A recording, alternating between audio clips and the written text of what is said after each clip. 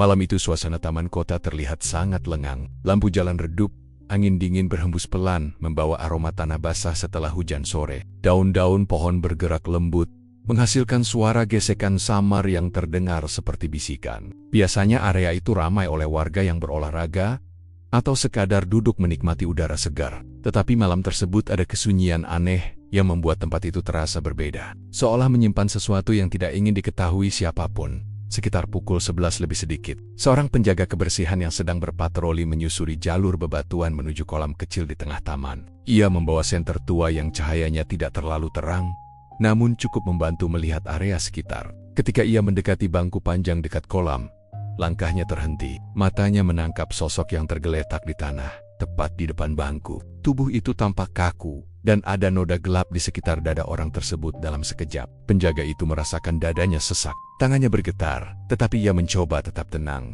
Ia mendekat perlahan, menyorot wajah korban dengan cahaya senter. Wajah itu terlihat pucat dengan mata setengah terbuka, seperti hendak mengatakan sesuatu, namun tidak sempat menyelesaikannya. Setelah memastikan bahwa orang tersebut tidak bergerak sama sekali, penjaga langsung menghubungi pihak berwenang.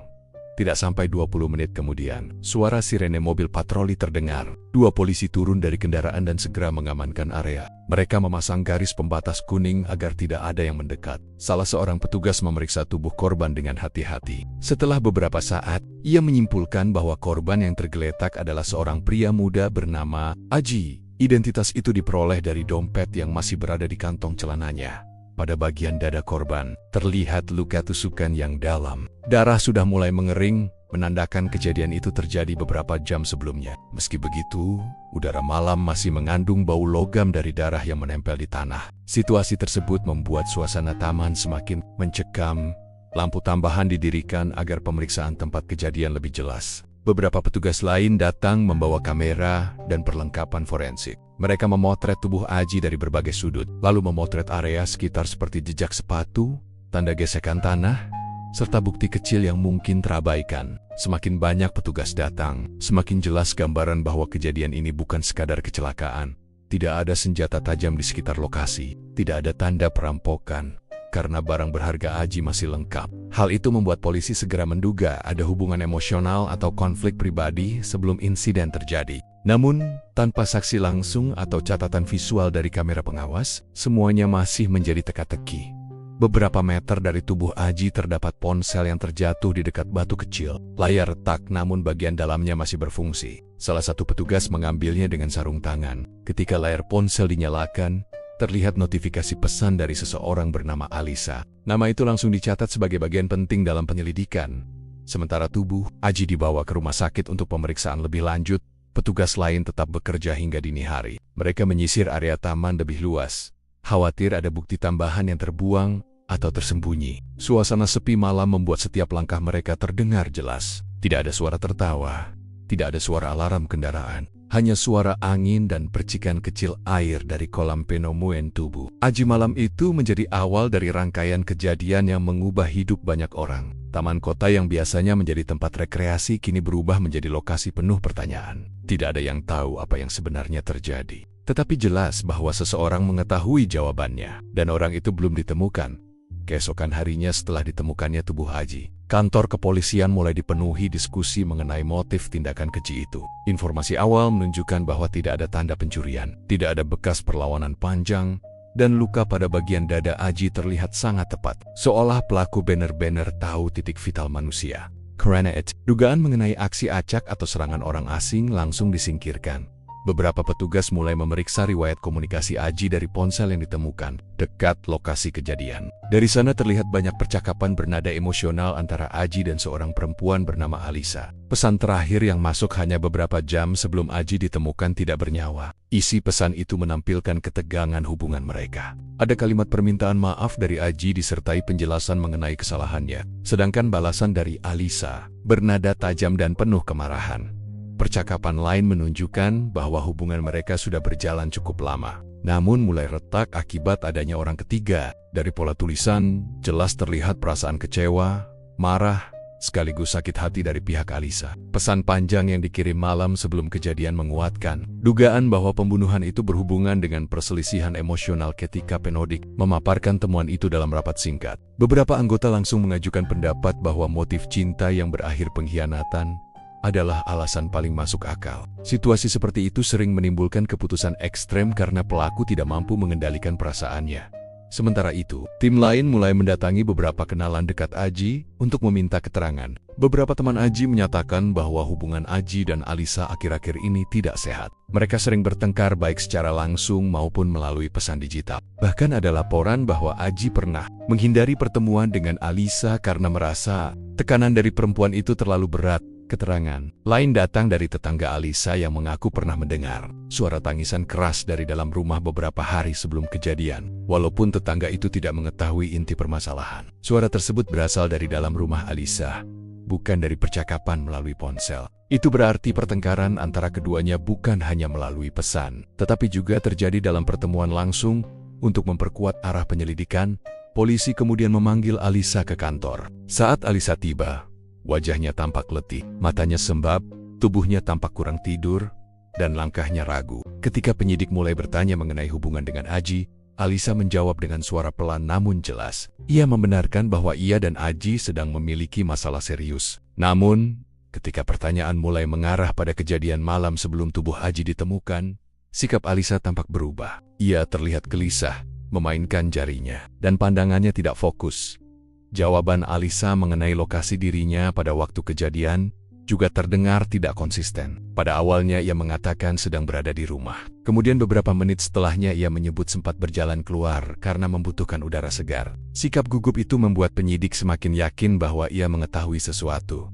Selain itu, tidak ada bukti lain yang menunjukkan kehadiran orang asing atau pihak lain yang mungkin terlibat. Semua petunjuk yang muncul mulai dari pesan emosional, perubahan perilaku Alisa, ketidakkonsistenan alibi, hingga latar belakang hubungan yang penuh tekanan mengarahkan penyelidikan pada satu kesimpulan awal. Pembunuhan ini diduga kuat terjadi karena masalah cinta yang berakhir tragis. Rumor mengenai dugaan itu mulai tersebar melalui media lokal. Judul berita menyebutkan bahwa pembunuhan ini mungkin dilakukan oleh seseorang yang kehilangan kendali akibat rasa sakit hati mendalam. Masyarakat mulai memberi opini masing-masing. Ada yang menyalahkan Aji, ada pula yang langsung menuduh Alisa walaupun belum ada keputusan resmi dari pihak berwenang. Namun bagi polisi, meski dugaan itu tampak paling logis, kasus ini belum selesai. Pertanyaan-pertanyaan penting masih belum memiliki jawaban jelas.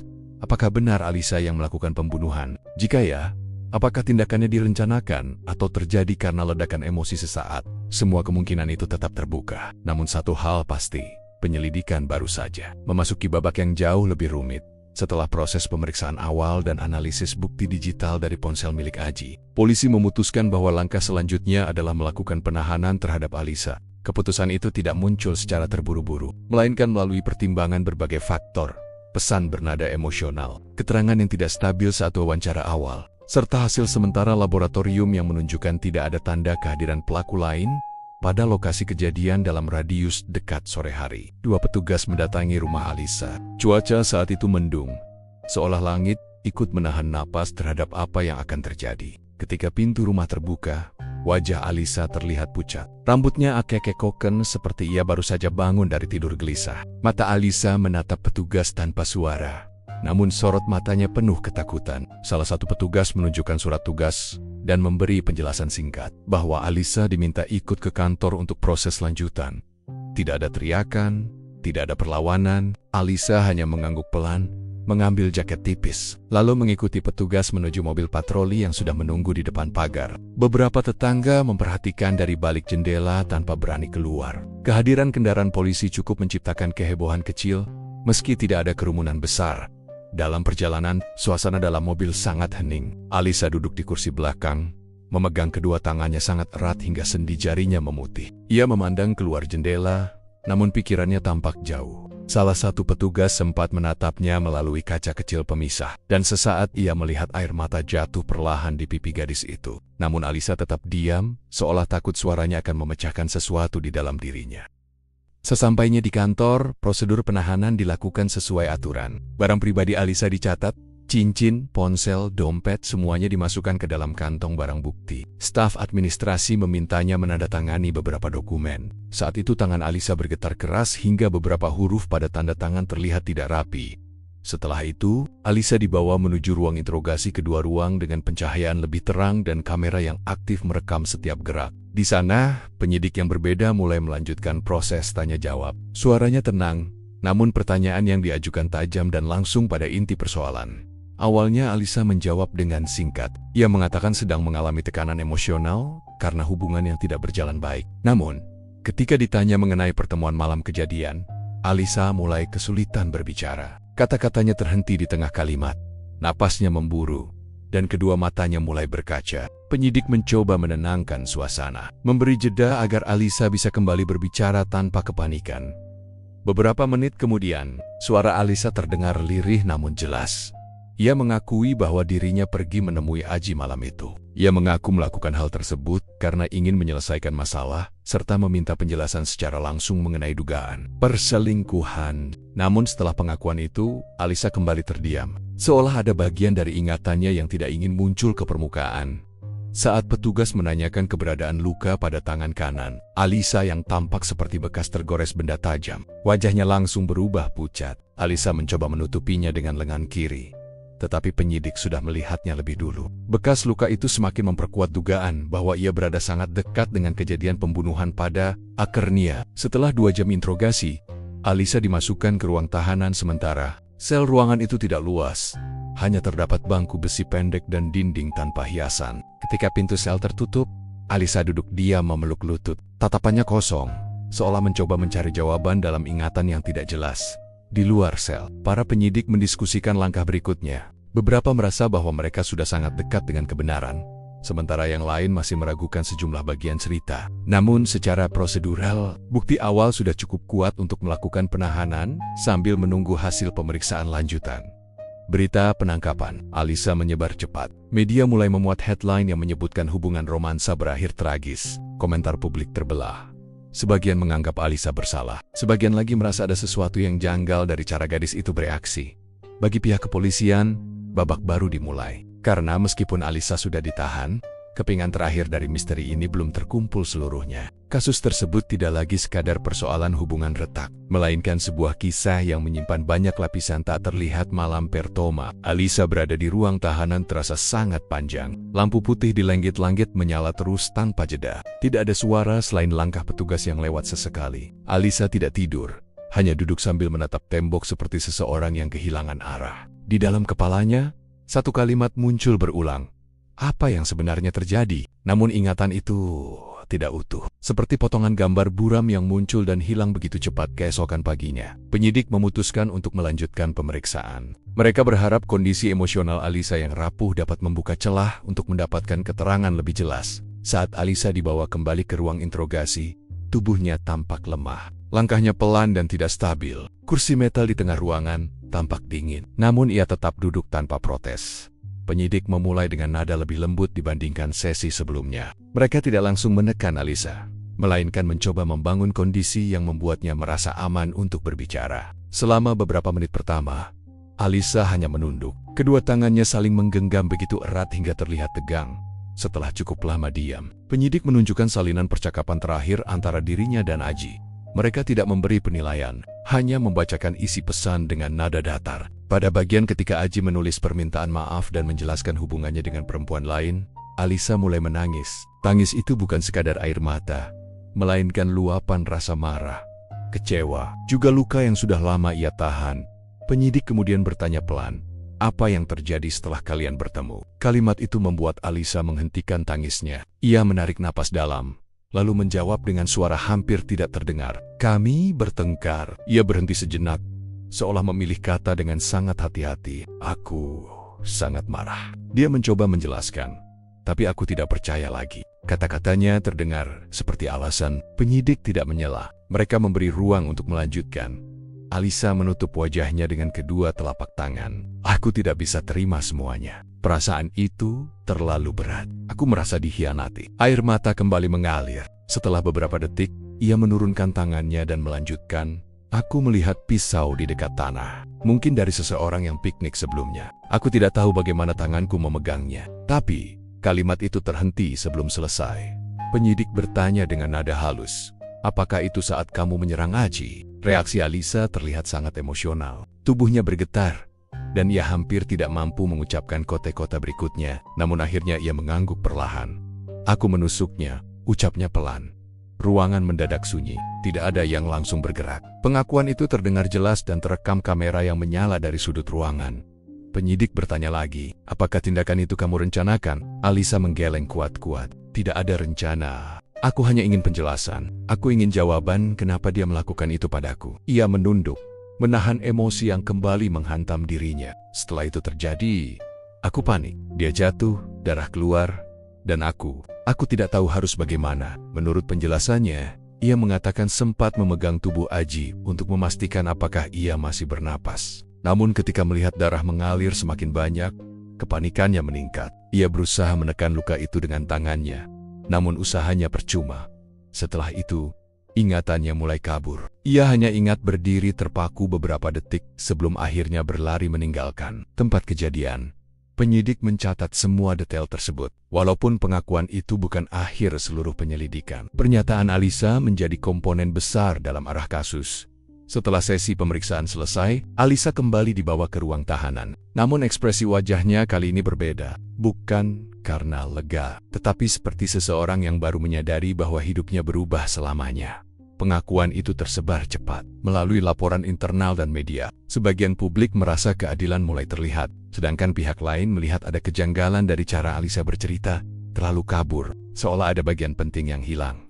Walaupun Alisa sudah mengaku, polisi merasa ada celah aneh di balik cerita itu. Tindakan emosional seringkali tidak rapi, namun luka pada tubuh Aji menunjukkan presisi yang terlalu tepat untuk dilakukan. Seseorang yang sedang panik, penyelidikan tidak berhenti, karena di balik air mata Alisa masih tersimpan satu pertanyaan besar.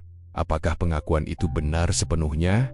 Atau hanya bagian dari ingatan yang dimanipulasi oleh sesuatu yang belum terungkap? Setelah pengakuan Alisa dicatat secara resmi, penyidik mulai menyusun kembali kronologi yang muncul dari seluruh bukti sementara. Jejak digital, catatan komunikasi, rekaman suara, serta pernyataan saksi mulai saling melengkapi satu sama lain. Dari seluruh potongan informasi itu, satu gambaran besar mulai terlihat. Ada tekanan emosional mendalam yang sudah berlangsung jauh sebelum pertemuan terakhir Alisa dan Aji di taman. Polisi kembali menelusuri pesan yang tersimpan di ponsel Aji. Tidak hanya dari Alisa, tetapi juga dari perempuan lain yang sempat disebutkan dalam percakapan mereka. Dari percakapan tersebut, terlihat bahwa hubungan Aji dengan perempuan itu bukan sekadar candaan ringan. Ada momen komunikasi intens, panggilan video, bahkan beberapa pertemuan tertulis dalam catatan kalender. Semakin jauh polisi menelusurinya, semakin jelas bahwa perselingkuhan itu memang nyata. Penyidik juga menemukan catatan suara yang direkam Alisa beberapa hari sebelum kejadian. Suara dalam rekaman itu terdengar berat, seperti seseorang yang mencoba menahan tangis. Ia mengungkapkan kekecewaan mendalam terhadap hubungan yang selama ini dijaga penuh harapan. Rekaman itu tidak pernah dikirim kepada siapapun, sehingga jelas bahwa rekaman tersebut dibuat saat ia sudah berada dalam kondisi mental tertekan. Selain itu, pemeriksaan terhadap lingkaran sosial. Mereka menghasilkan beberapa pernyataan yang semakin memperkuat dugaan adanya motif emosional. Teman dekat Alisa mengatakan bahwa belakangan ini ia sering berbicara dengan nada frustasi. Ia merasa usahanya menjaga hubungan tidak pernah dihargai. Bahkan pernah berkata bahwa seluruh masa depannya terasa sia-sia jika Aji benar-benar memilih meninggalkannya demi orang lain. Sementara itu, teman yang mengenal Aji memberikan pandangan berbeda. Mereka mengatakan bahwa Aji sebenarnya ingin mengakhiri hubungan dengan baik, namun takut reaksi Alisa menjadi tidak terkendali. Karena itu Aji mencoba menjelaskan secara perlahan. Namun upaya itu justru menambah rasa sakit di hati Alisa, karena ia merasa hanya diberikan alasan tanpa penyesalan nyata. Dari sudut pandang penyidik, alasan emosional semacam itu sangat sering memicu keputusan impulsif. Ketika seseorang berada di titik terendah secara mental, logika cenderung dikalahkan oleh amarah dan rasa kecewa. Apalagi jika pengkhianatan itu berasal dari orang yang sangat dipercaya. Untuk memperkuat kemungkinan itu, polisi meminta bantuan psikolog forensik. Tim psikologi menganalisis rekaman interogasi Alisa serta pola emosinya selama proses penahanan. Menurut psikolog yang menangani, Alisa menunjukkan ciri seseorang yang mengalami tekanan psikis berat. Ia tampak bingung antara rasa bersalah dan dorongan untuk membenarkan tindakannya sebagai bentuk pertahanan diri. Menurut psikolog tersebut, dalam kondisi mental seperti itu, seseorang sangat mungkin melakukan tindakan agresif tanpa proses berpikir panjang. Luka emosional yang dalam dapat berubah menjadi tindakan fisik spontan, terutama ketika pelaku merasa dikhianati oleh figur penting dalam hidupnya.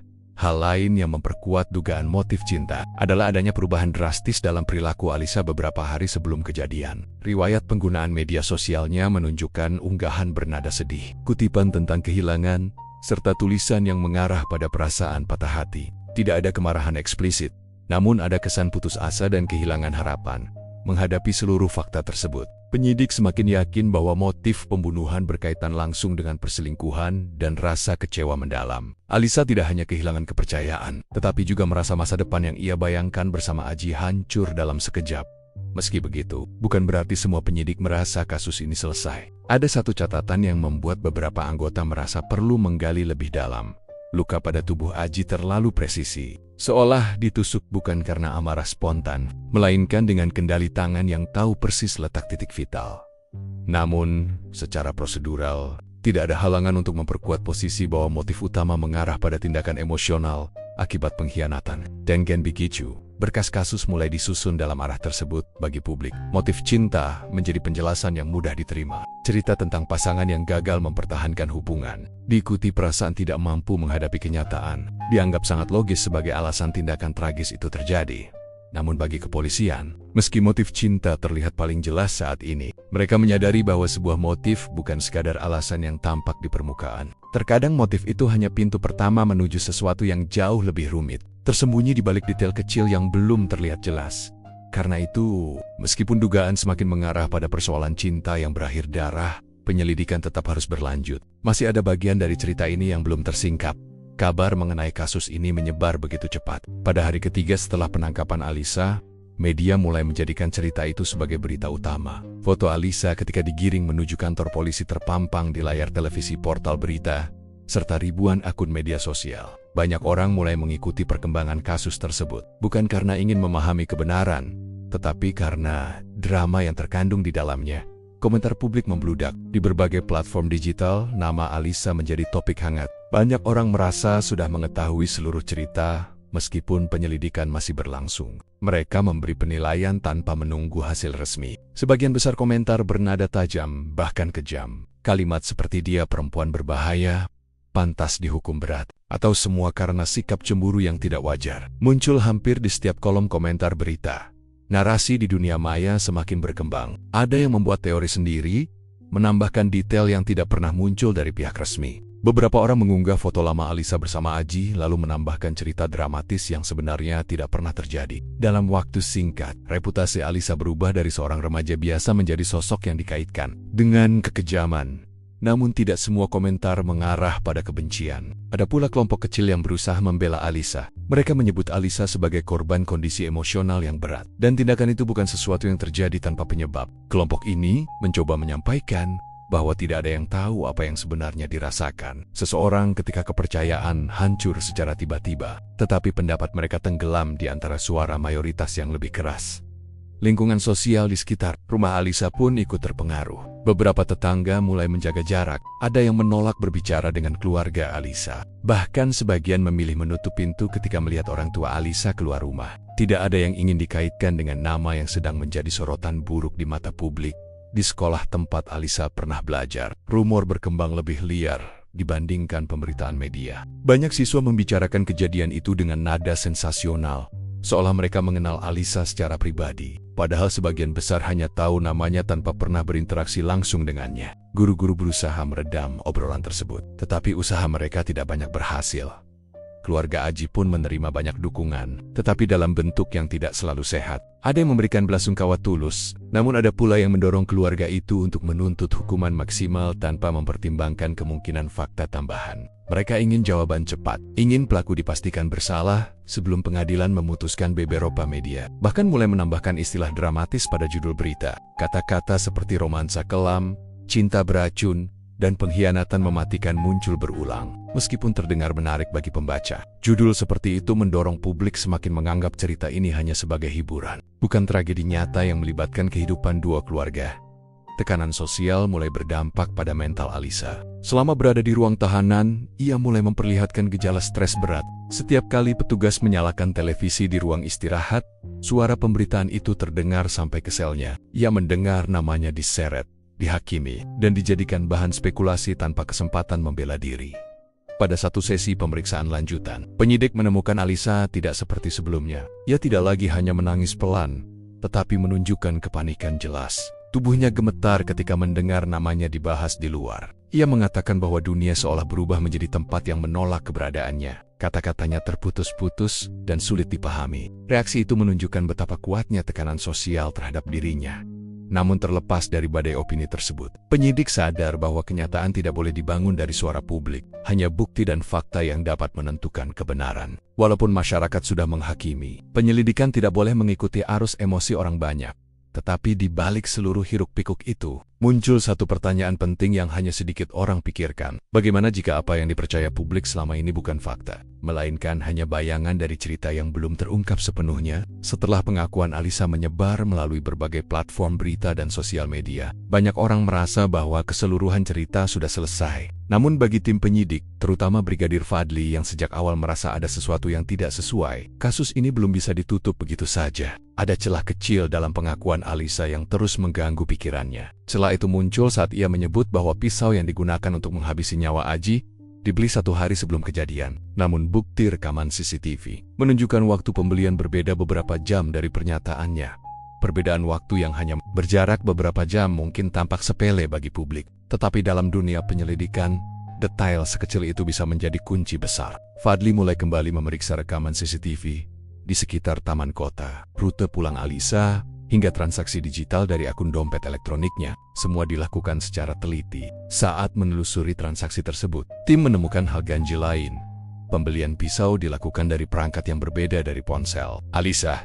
Temuan itu membuat penyelidikan berkembang. Fadli bersama tim teknis kemudian melakukan penelusuran IMEI perangkat yang digunakan dalam pembelian tersebut. Hasilnya mengejutkan. Perangkat itu pernah terhubung di wilayah yang sering dikunjungi Aji. Analisis data semakin rumit saat ditemukan riwayat pesan digital yang terhapus di ponsel Alisa. Tim forensik digital berhasil memulihkan sebagian isi pesan, dan salah satu pesan yang ditemukan berbunyi, "Semua nanti beres. Kamu hanya perlu diam." Pesan itu dikirim dari nomor yang belum teridentifikasi. Kalimat pendek itu cukup membuat penyidik mulai mempertanyakan ulang motif dan keterlibatan Alisa. Apakah ia benar-benar merencanakan aksi tersebut sendirian? Atau ada pihak lain yang sengaja memanfaatkan kondisi emosinya? Jawaban mulai terlihat ketika polisi berhasil mendapatkan rekaman tambahan dari kamera parkir sebuah kafe tidak jauh dari taman kota. Dalam rekaman itu terlihat Alisa duduk bersama seorang pria berkacamata hitam, mengenakan jaket denim lusuh. Wajah pria itu tampak biasa, seperti seseorang yang tidak ingin menarik perhatian. Namun sikap tubuhnya mencurigakan, seolah ia mengarahkan pembicaraan dan membuat Alisa merasa terpojok. Setelah rekaman itu diproses lebih lanjut, tim akhirnya mendapatkan identitas pria tersebut. Namanya Reno. Dan yang jauh lebih mengejutkan, Reno bukan sekadar kenalan. Ia adalah sahabat dekat Aji. Seseorang yang bahkan pernah dianggap keluarga oleh Alisa Kebra Don Reno. Dalam lingkaran ini membuat asumsi penyidik berubah total. Apakah Reno merasa tersaingi? Atau ada alasan lain, jauh lebih gelap, yang mendorongnya berada di balik tragedi ini? Saat semua fakta baru ini muncul, publik yang sebelumnya sudah puas menghukum Alisa secara moral, mulai kembali bertanya-tanya. Media mulai menulis judul sensasional seperti, apakah Alisa hanya korban manipulasi? Ada dalang di balik pembunuhan Aji? Sementara itu, Alisa mulai menunjukkan perubahan sikap di ruang interogasi. Sebelumnya ia terlihat yakin dengan pengakuannya.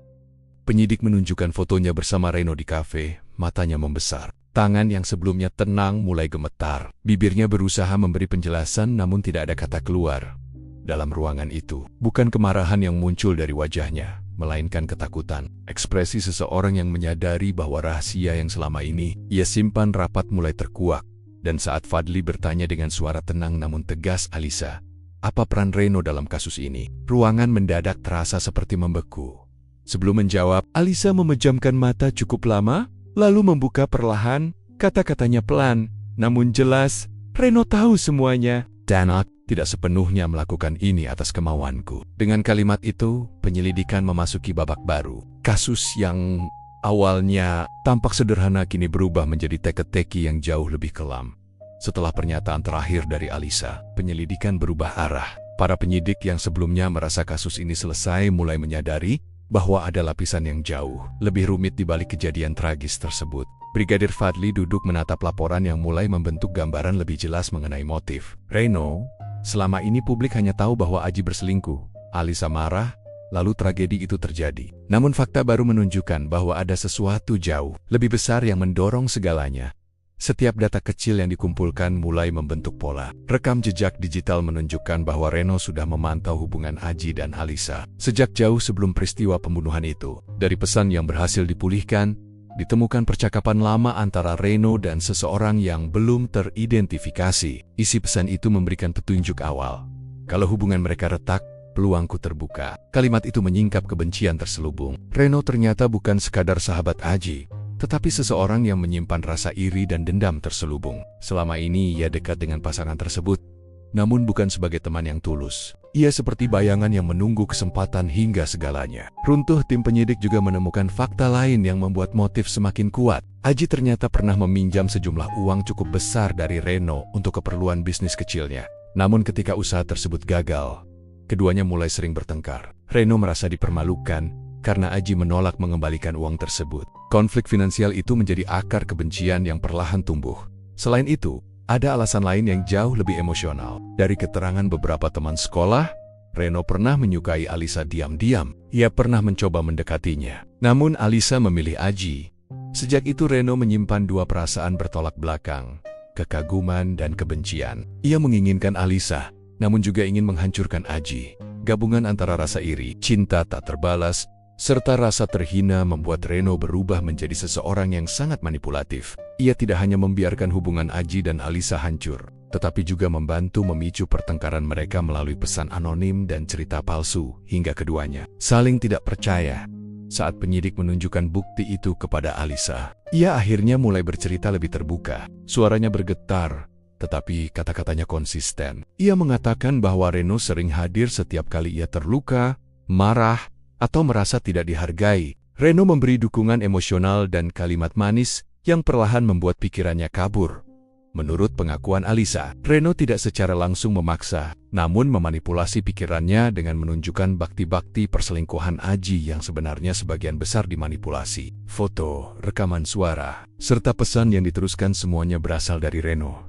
Alisa mulai percaya bahwa satu-satunya cara menghentikan rasa sakit adalah mengakhiri hidup seseorang yang ia cintai. Pada saat emosinya memuncak, Reno memberikan kalimat terakhir yang seolah menjadi izin. "Dia menyakitimu. Dunia nggak akan peduli kalau dia hilang." Kata-kata itu seperti racun yang bekerja perlahan. Alisa yang sudah kelelahan secara mental, akhirnya percaya bahwa tindakan tersebut bukan sekadar balas dendam, tetapi pelarian dari luka yang tidak pernah sembuh. Motif Reno semakin jelas. Bukan sekadar cemburu, namun ambisi untuk menguasai hidup Alisa dan menjatuhkan Aji sepenuhnya. Ia ingin menjadi satu-satunya orang yang mengendalikan jalur emosi dan keputusan gadis itu. Dengan bukti yang semakin kuat, polisi mulai menyusun dakwaan baru. Reno, yang sebelumnya hanya menjadi bayangan dalam penyelidikan, kini menjadi pusat perhatian. Publik yang sebelumnya menghakimi Alisa kini mulai mempertanyakan, apakah ia pelaku tunggal atau korban manipulasi yang tidak mampu melawan tekanan psikologis? Di ruang interogasi, Alisa menutup wajahnya dengan kedua tangan. Ada penyesalan mendalam, namun juga sedikit kelegaan, karena kebenaran mulai muncul di luar. Kamera wartawan terus menyala, masyarakat terus berspekulasi, dan aparat penegak hukum bersiap memasuki fase akhir, membuktikan siapa sebenarnya dalang utama tragedi yang mengguncang kota itu. Setelah berbagai bukti terkumpul, dan motif mulai terlihat jelas, langkah berikutnya dalam penyelidikan adalah menentukan waktu paling tepat untuk menangkap Reno. Polisi tidak ingin terburu-buru, karena satu kesalahan kecil bisa memberi kesempatan bagi Reno untuk melarikan diri, menghilangkan jejak digital, atau bahkan melakukan sesuatu yang lebih berbahaya. Brigadir Fadli beserta tim memutuskan untuk melakukan pemantauan ketat selama 2 hari penuh, memastikan setiap aktivitas Reno tercatat, termasuk lokasi yang ia kunjungi. orang yang ia hubungi, serta perubahan sikap yang mencurigakan selama masa pemantauan. Reno terlihat seperti pria biasa tanpa masalah. Ia bekerja, tertawa dengan rekan, dan bahkan beberapa kali terlihat mengunggah kalimat motivasi pada akun media sosialnya. Semua tampak normal, seolah ia tidak memiliki hubungan dengan kasus tragis yang sedang menjadi pembicaraan nasional. Namun justru ketenangan itulah yang membuat para penyidik semakin yakin bahwa Reno terbiasa menyembunyikan kenyataan dengan wajah tanpa ekspresi bimbang hari. Penangkapan dipilih saat Reno sedang duduk di sebuah kafe yang sama tempat ia pernah bertemu Alisa. Ia tampak tenang sambil memegang ponsel. Beberapa detik kemudian, wajahnya berubah tegang setelah muncul pemberitahuan berita terbaru yang menyebutkan bahwa polisi telah menemukan percakapan rahasia yang mengarah kepada pihak ketiga. Ia tampak gelisah. Matanya bergerak cepat seolah mencari celah pelarian. Tidak lama setelah itu, 3 anggota polisi mendekati meja. Fadli sendiri yang memimpin. Ia berdiri tepat di depan Reno, menunjukkan identitas resmi, lalu berkata dengan nada tegas namun tetap terukur, "Reno, kamu harus ikut ke kantor untuk pemeriksaan lanjutan." Reno mencoba menjaga sikap santai, namun suara yang keluar terdengar bergetar pelan. "Saya tidak salah. Saya hanya membantu Alisa." Ucapan itu menjadi celah pertama, karena ia mengakui keterlibatannya tanpa diminta. Polisi segera memasang borgol dan membawanya ke mobil tahanan. Beberapa pengunjung kafe merekam kejadian tersebut, membuat berita penangkapan Reno segera menyebar ke seluruh media sosial. Dalam hitungan menit, tagar baru bermunculan, menggantikan gelombang kebencian yang sebelumnya ditujukan kepada Alisa. Sesampainya di ruang interogasi, Reno tidak langsung bicara. Tatapannya kosong, namun tubuhnya menunjukkan tekanan berat. Fadli menatapnya cukup lama sebelum memulai pertanyaan. Ia tidak ingin memaksa terburu-buru. Yang ia butuhkan adalah strategi tepat agar Reno membuka sisi yang selama ini ia sembunyikan dengan rapi saat rekaman percakapan ditunjukkan, termasuk kalimat manipulatif yang ia kirimkan ke Alisa. Reno masih mencoba menyangkal. Namun ketika video dirinya bersama Alisa di kafe muncul di layar, ekspresinya berubah. Ia berkedip lebih sering, giginya sedikit saling menekan, dan napasnya menjadi lebih cepat.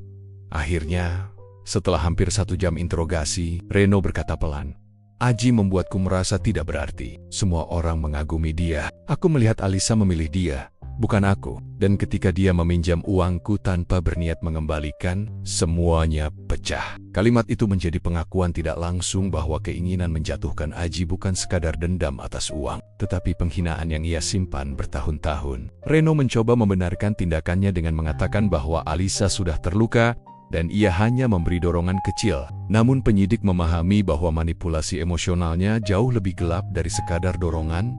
Ketika ditanya apakah ia berniat membuat Alisa menjadi pelaku, Reno terdiam lama. Diamnya bukan sikap menolak menjawab, melainkan tanda bahwa ia sedang berjuang dengan ego dan kenyataan yang kini terbongkar.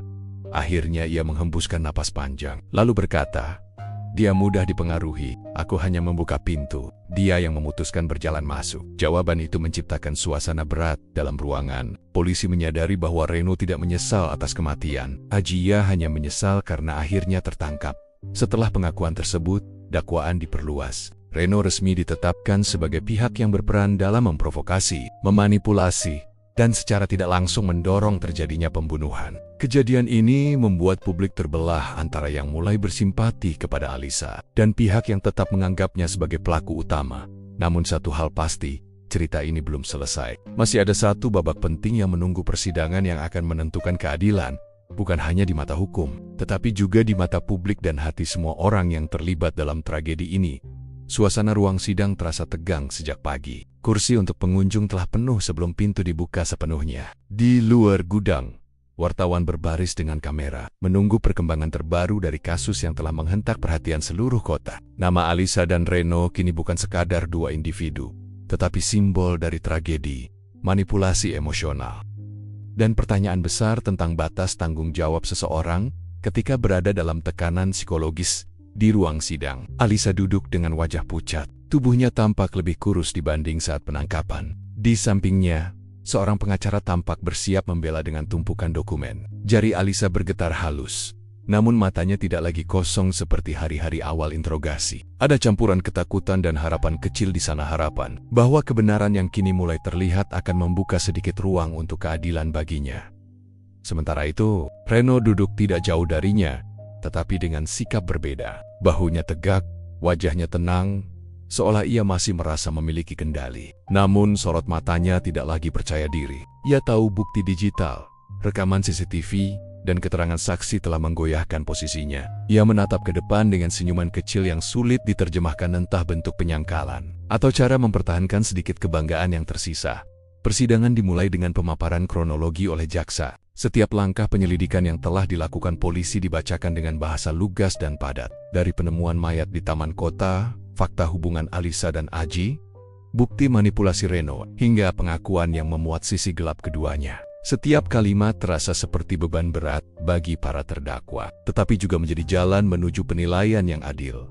Saat giliran saksi dihadirkan, suasana semakin emosional. Salah satu sahabat Aji memberikan keterangan mengenai perubahan sikap korban beberapa minggu sebelum tragedi. Ia mengatakan bahwa Aji sempat mengungkapkan rasa tidak nyaman terhadap Reno karena merasa sedang dipantau. Pernyataan ini membuat ruang sidang bergemuruh. Beberapa orang menghela napas pelan, seperti baru menyadari bahwa kejadian itu tidak sekadar ledakan emosi singkat, tetapi bagian dari rencana yang tidak pernah diakui secara terbuka. Tahap berikutnya adalah kesaksian psikolog yang telah menangani Alisa. Ia menjelaskan bahwa kondisi mental Alisa saat peristiwa terjadi berada pada titik rentan. Ia mengalami tekanan emosional berkepanjangan, kehilangan kepercayaan diri, dan kebingungan dalam menentukan batas antara fakta dan manipulasi. Kata-kata psikolog tersebut tidak dimaksudkan untuk menggugurkan tanggung jawab Alisa, melainkan menjelaskan bagaimana pola manipulasi Reno telah memengaruhi keputusan fatalnya. Ketika pengacara Reno mendapat giliran, ia berusaha mengubah arah pembahasan. Ia menyatakan bahwa Reno tidak memaksa Alisa melakukan tindakan apapun, dan seluruh keputusan berada di tangan pelanggan emosional bernama Alisa. Namun jaksa dengan cepat menanggapi dengan bukti percakapan yang memuat kalimat-kalimat penuh tekanan mental, ancaman halus, dan rekayasa informasi. Puncak persidangan terjadi ketika hakim memberikan kesempatan bagi kedua terdakwa untuk menyampaikan pernyataan terakhir. Alisa berdiri pelan, suaranya lirih, namun cukup jelas untuk terdengar oleh seluruh ruangan. Aku mencintai Aji. Aku seharusnya mencari cara lain untuk mengatasi rasa sakit. Aku tidak bisa menghapus apa yang sudah terjadi. Aku menyesal, bukan karena tertangkap, tetapi karena aku mengambil nyawa seseorang yang pernah membuatku merasa berharga. Tangis terdengar dari beberapa sudut ruang sidang. Reno kemudian berdiri, tidak ada penyesalan dalam ucapannya. Ia hanya berkata, "Semua orang punya alasan. Aku hanya melakukan apa yang menurutku pantas." Kalimat itu menjadi bukti akhir bahwa hatinya tidak pernah berniat memperbaiki luka, tetapi justru menikmati kehancuran yang ia ciptakan. Hakim mengetukkan palu setelah jeda panjang. Putusan dibacakan dengan nada tegas. Reno dijatuhi hukuman panjang karena terbukti melakukan manipulasi psikologis, rekayasa bukti, dan mendorong terjadinya pembunuhan. Alisa mendapatkan hukuman lebih ringan karena dinilai sebagai pelaku sekaligus korban kondisi emosional yang dipengaruhi secara sistematis. Ruangan hening, tidak ada sorakan kemenangan, tidak ada pujian. Yang tersisa hanyalah kenyataan pahit bahwa tragedi ini tidak memiliki pemenang, hanya luka, pelajaran, dan kehidupan yang tidak akan pernah sama lagi bagi siapapun yang terlibat. Di luar gedung, angin sore berhembus pelan. Kameramen mengemas peralatan, wartawan menulis artikel, dan masyarakat mulai meninggalkan lokasi. Namun cerita ini tidak akan padam begitu saja. Kasus Alisa, Aji, dan Reno akan terus dikenang sebagai pengingat bahwa cinta, bila tercampur obsesi, iri, dan manipulasi, dapat berubah menjadi ruang gelap yang menelan siapa saja yang tidak mampu melihat batas antara perasaan dan kehancuran.